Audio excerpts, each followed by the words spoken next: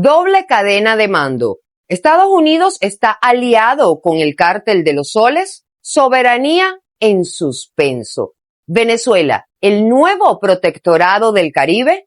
Reconstrucción sin balance. Millones de dólares llegan. Las cuentas, no. Les contamos. En medio de los grandes desafíos que enfrenta nuestro país, renovamos nuestro compromiso de acompañarlos con información verificada, con responsabilidad y esperanza. Bienvenidos a la emisión matutina de Noticias Impacto Venezuela de este lunes 20 de julio de 2026. Soy Mildred Manrique. Comenzamos.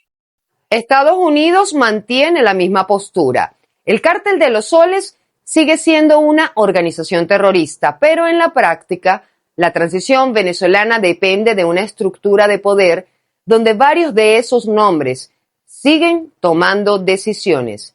Quique Frías nos cuenta más. Por intermedio de un comunicado, el Departamento de Estado de los Estados Unidos dejó claro que el denominado Cártel de los Soles, ubicado en Venezuela, sigue dentro de la lista de organizaciones terroristas extranjeras. La administración de Trump ha designado a 20 grupos peligrosos en nuestro hemisferio como organizaciones terroristas y extranjeras, y terroristas globales especialmente designados. Pero al mismo tiempo el gobierno estadounidense genera una contradicción. Dice tener relaciones fantásticas con el actual gobierno encargado, presidido por Delcy Rodríguez. They've been great. The people from Venezuela, the leadership has been fantastic. And we're working with them, and it's being properly run. They have oil. They have so much oil. Washington es consciente del riesgo que implica tutelar una transición democrática con una organización terrorista al mando del Estado venezolano. El fantasma del fracaso de Irak aún vive en los pasillos de la Casa Blanca y es justamente esa la razón por la cual prefirieron quirúrgicamente remover a una de las cabezas del cartel de los soles para evitar un caos mayor que les impidiera lograr sus tres grandes objetivos: frenar el masivo flujo migratorio en la región, frenar el flujo de drogas que salía de Venezuela, que se había transformado en un santuario del crimen organizado, y por último, recuperar un aliado energético de las manos de China y Rusia. Si bien la propia Delcy no aparece acusada por estar dentro del Cártel de los Soles, mantiene en la estructura de poder a nombres como el de Diosdado Cabello, ministro de Interior y Justicia, considerado el zar de la represión y quien tiene el monopolio de las fuerzas de seguridad en el país. La encargada presidencial, además, no duda en afirmar que es su hombre de confianza. Diosdado Cabello es una persona, primero, fundamental de este proceso de cambio y es un camino que emprendemos juntos y seguiremos llevando adelante juntos. Por Cabello en Estados Unidos hay una recompensa de $25 millones.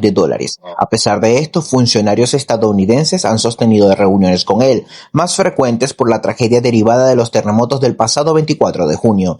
También permanece en la estructura de poder Vladimir Padrino López, antes ministro de Defensa, leal a Nicolás Maduro y al fil militar, pero ahora en la cartera de Agricultura. Las recompensas en sus cabezas, la de estos líderes políticos hoy del chavismo, tienen una doble función. Uno, demostrar que Estados Unidos prioriza sus intereses, America First, su lema de campaña, antes que cualquier otra cosa. Y dos, una suerte de recordatorio de su destino si no colaboran, como lo fue el caso de Nicolás Maduro. El Cártel de los Soles, designado así por fiscales estadounidenses, es señalado de ser una presunta red liderada por altos mandos venezolanos vinculados al narcotráfico y venta de armas. Washington fue cercando esa estructura durante años con sanciones, recompensas y acusaciones federales. El punto culminante fue la detención de Nicolás Maduro el pasado 3 de enero e iniciando para Venezuela un proceso de transición hacia la democracia. Pero ahora, ¿qué riesgo existe para la transición en Venezuela cuando se negocia con las mismas personas acusadas de estos graves delitos? Como analista de riesgo político siempre recalco que cada riesgo trae consigo una oportunidad, y en este caso Washington vio la ventana perfecta para poder ordenar su hemisferio frente al reacomodo geopolítico actual. Por eso, aunque riesgosos, han decidido guiar la misma estructura del cartel hacia su propia destrucción. El debate se amplía con una tesis, que la administración Trump busca una transición a la estadounidense en Venezuela. Dentro del país ya se escuchan voces opositoras con desconfianza al respecto. Henry Ramos Ayud, secretario general del movimiento político Acción Democrática, considera que la actual fórmula solamente beneficia al país norteamericano. Ellos están pensando en sus intereses económicos y por eso van a mantener el régimen ilegítimo en el poder por un tiempo que no va a ser muy extenso. Pero creo que tras la tragedia de los dos terremotos, Washington se dio cuenta que debía involucrar a los sectores de la oposición para ir llenando el vacío, institucionalizándolo, mientras iba destruyendo el viejo sistema chavista. Estados Unidos dice querer un cambio profundo, pero la congruencia de sus acciones determinará el éxito de sus objetivos en Venezuela. Queda ver si desmonta al llamado Cártel de los Soles o lo hace una parte silenciosa del nuevo país. Reportó para usted Quique Frías. Impacto Venezuela. Momento de interactuar con la pregunta del día de Impacto Venezuela. Su voz es muy importante para nosotros. En la nueva Venezuela tutelada por Estados Unidos, la línea entre adversarios y aliados parece cada vez más difusa. Pero ¿cuál es tu percepción? ¿Se está administrando una verdadera transición o una coexistencia? Escribe tu respuesta en cualquiera de nuestras plataformas digitales. Te leemos en la emisión estelar. Venezuela lamentablemente comienza a salir de la fase de rescate tras los terremotos del pasado 24 de junio, pero el operativo de seguridad no retrocede. Más de 30.000 efectivos continúan desplegados en un país donde la reconstrucción y el control territorial parecen avanzar al mismo tiempo. María José Prado con el reporte. El operativo de despliegue de Fuerzas Armadas en Venezuela por motivos de la contingencia por los terremotos reúne a la Fuerza Armada Nacional Bolivariana, otros organismos de seguridad como la PNB, el 6CPC y las policías regionales, que según el reporte dado por Jorge Rodríguez, en totalidad cuenta con 31.837 efectivos habilitados para la emergencia. Pero en calles, urbanizaciones y sectores populares también ha sido reportada la presencia de organismos de inteligencia como el SEBIN, la DGCIM y el CONAS, muchos de ellos con armas largas y el rostro cubierto, instalados en puntos de control y zonas de vigilancia que van mucho más allá de las labores de rescate y asistencia humanitaria. Entonces, una fuerza armada que pudiese responder bien equipada, bien preparada, bien adiestrada, pues dejó de funcionar durante todos estos años de la Revolución Bolivariana. Voy a ponerle un ejemplo. Anteriormente existió la 61 Brigada de Ingenieros, general de brigada Agustín Codazzi. Esa brigada de ingenieros era lo que anteriormente se conocía como regimiento de ingenieros y era clave para cualquier actuación donde la Fuerza Armada necesitara de un grupo altamente preparado y especializado. Eso ya no existe. La mayor concentración de funcionarios se observa en sectores cercanos a la llamada Zona Cero, donde colapsaron edificios en Altamira y Los Palos Grandes, en el municipio Chacao. También se reporta un aumento de controles en municipios como Baruta y El Hatillo, históricamente escenarios de protestas contra el gobierno. Observadores en campo aseguran que esa presencia también se ha extendido a barriadas populares, donde predominan alcabalas y patrullajes permanentes. Todo ocurriendo en un contexto marcado por reclamos de ciudadanos, por la lentitud de la respuesta oficial y por las denuncias por parte de los organismos como la SNTP por las restricciones impuestas a periodistas durante la cobertura de la emergencia. Y muchos militares y policías, en testimonios directos que hemos recibido, se dedicaron primero a rescatar a sus compañeros, a rescatar a gente de las fuerzas policiales y militares que quedaron sepultadas en los sitios, o en su efecto, muchos sitios fueron custodiados, sitios donde vivían funcionarios militares y policiales, fueron custodiados por las fuerzas policiales y militares del país para resguardar bienes. Entre esos, la gente utiliza en Venezuela el término caleta, que es decir, como sitios donde guardaban dinero o donde podían guardar incluso oro, lingotes de oro, y esos sitios sí fueron protegidos. Son los sitios donde sí hizo presencia muchos militares para custodiar esas áreas. Los desastres naturales exigen presencia institucional. Lo que hoy genera preocupación es el perfil del despliegue en un país bajo un estado de emergencia emitido por la presidenta encargada, Delcy Rodríguez, el 24 de junio según el decreto 5.364. La seguridad sigue siendo una obligación del Estado, pero esa obligación también debe ejercerse con proporcionalidad, transparencia y respeto a los derechos ciudadanos. 6 meses después de la caída de Nicolás Maduro, el debate ya no es quién gobierna Venezuela. Ahora la discusión gira en torno a qué tipo de Estado están haciendo. Entre los modelos que se están analizando surge uno casi desconocido en América Latina, el de las Islas Marshall. Los detalles con Juliana Palmar. Tras la captura de Nicolás Maduro y el anuncio del despliegue de 3.000 funcionarios militares estadounidenses para apoyar la administración del Estado venezolano, comienza a tomar fuerza el debate sobre cuál podría ser el modelo de transición.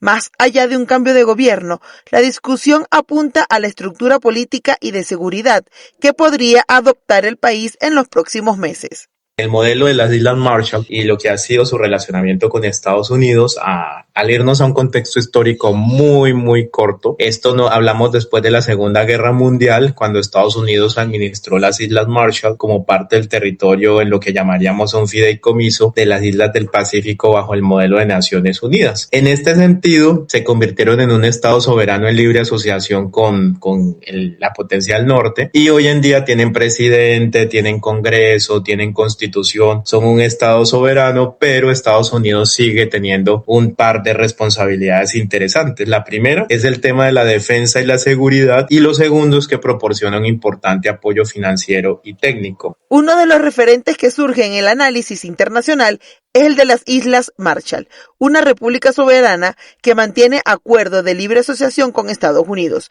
Bajo este esquema, Washington garantiza su defensa, opera instalaciones militares y tiene derechos estratégicos sobre el espacio aéreo y marítimo, mientras el país conserva su constitución, su gobierno, sus elecciones y su soberanía. Porque hay unas enormes diferencias. Uno, porque si hablamos de población, las Islas Marshall hablamos de cerca de 40,000 habitantes frente a Venezuela, un país de 28 millones. Los recursos es algo fundamental en ese aspecto, por supuesto, porque Venezuela posee, ya sabemos, las mayores reservas probadas de petróleo, tiene enormes reservas de gas, tiene oro, coltán, y eso convierte a Venezuela en un esquema de administración internacional en un asunto de enorme sensibilidad geopolítica. Recordemos que Venezuela ha sido una potencia regional. Eso es algo también muy importante porque ha sido fundador de la OPEP, es un actor y ha sido un actor clave en Sudamérica. Venezuela, sin embargo, presenta un escenario mucho más complejo. Su ubicación como puerta de entrada al Mar Caribe, sus reservas petroleras, minerales críticos y su importancia geopolítica podrían hacer viable un acuerdo de cooperación en materia de seguridad y defensa. Al mismo tiempo, algunos analistas también han planteado la posibilidad de una junta de gobierno o un cogobierno temporal que administre la transición hasta la celebración de elecciones. Pero geopolíticamente le es muy viable porque ya sabemos que aquí, digamos, un tiempo importante los chinos, los rusos habían tenido un nivel de injerencia bastante fuerte, y China, sabemos, ha sido uno de los principales prestatarios de Venezuela con más de 30,000 millones de dólares. Entonces, para ellos es muy importante, y para nadie es un secreto que en el fondo de lo que más le importa a Estados Unidos son los recursos minero-energéticos. Por ahora, ningún modelo ha sido anunciado oficialmente. Lo que comienza a definirse es el debate sobre cómo garantizar la estabilidad del país, la seguridad de sus fronteras, la reconstrucción institucional y la recuperación económica. La experiencia internacional muestra que existen distintas fórmulas para acompañar una transición, pero su aplicación depende de los acuerdos políticos, del marco jurídico y de la voluntad de las partes involucradas. Para Impacto Venezuela, Juliana Palmar. La reconstrucción de Venezuela ya moviliza cientos de millones de dólares en ayuda internacional. Sin embargo, mientras crecen los recursos, sigue pendiente una interrogante súper importante que definirá la confianza en todo el proceso. ¿Quién explica cómo se administra ese dinero? Juan Gutiérrez Gamba nos amplía esta información. A más de 3 semanas del doble terremoto que sacudió a Venezuela el pasado 24 de junio, la ayuda internacional ofrecida al país ya supera los 780 millones de dólares. Así lo confirma un registro elaborado por la ONG Transparencia Venezuela, con base en datos públicos de 43 países y 69 organizaciones que han enviado recursos tras la tragedia que dejó más de 5,000 muertos y casi 18,000 personas sin vivienda. Estados Unidos es el principal donante, con 386 millones de dólares destinados a rescate, ayuda médica y logística, canalizados a través de Cruz Roja, UNICEF y el Programa Mundial de Alimentos.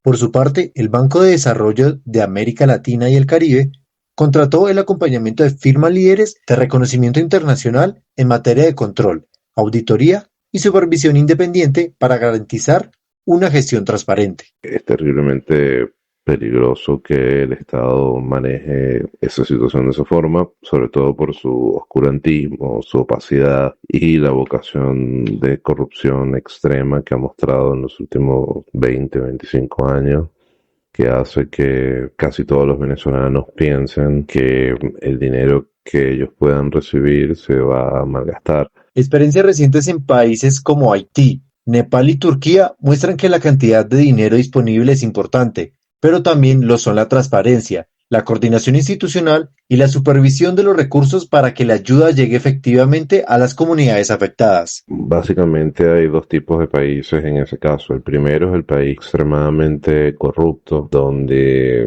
la ayuda humanitaria es dirigida por militares y una élite burocrática absolutamente corrompida. El segundo tipo de países son países con instituciones sólidas, fuertes, que tienen contrapesos, donde hay capacidades para poder auditar, fiscalizar. Evidentemente que Venezuela se encuentra en el primer grupo de países y que es prácticamente imposible que en esas condiciones la ayuda humanitaria pueda llegar a quien más lo necesita. El debate también alcanza a los recursos venezolanos que permanecen congelados en el exterior. Por su parte, el Ejecutivo informa que Venezuela accedió inicialmente a $346 millones de su propio patrimonio en el Fondo Monetario Internacional. Asimismo, la Oficina de Control de Activos Extranjeros autorizó la transferencia directa al país por concepto de fondos de ayuda por terremotos. Sin embargo, no hay una auditoría clara de este capital. Hay que ver que ese dinero no se sabe exactamente cómo es que se va a distribuir ni cómo se va a liquidar. Se sobreentiende que debe haber un protagonismo muy grande de organizaciones multilaterales y que debería haber un chequeo y una vigilancia muy sólida, porque se sobreentiende que ese dinero puede ser ejecutado gracias a la licencia general número 60. La lección de desastres pasados en el mundo es clara: la transparencia debe garantizarse para salvar vidas. En Venezuela, la opacidad no solo es un error técnico, es una barrera que impide que más ayuda llegue al país. La exigencia ciudadana hoy debe ser firme. Son necesarios los datos concretos y públicos para reconstruir la confianza y asegurar que cada dólar llegue a quien realmente lo necesita. Bienvenidos a Ciudad Carpita. Se lee en un letrero junto a una bandera de Venezuela en la entrada de un campamento de damnificados por los terremotos en el devastado estado de La Guaira. Médicos y enfermeras también se han instalado en la zona y trabajan sin descanso para brindar primeros auxilios y sobre todo apoyo emocional. Miren esto. Pasaron poco más de 3 semanas desde los violentos terremotos que sacudieron Venezuela el 24 de junio y dejaron casi 5.000 muertos. En La Guaira, la zona cero de los sismos, las familias que perdieron sus casas se han organizado en campamentos improvisados.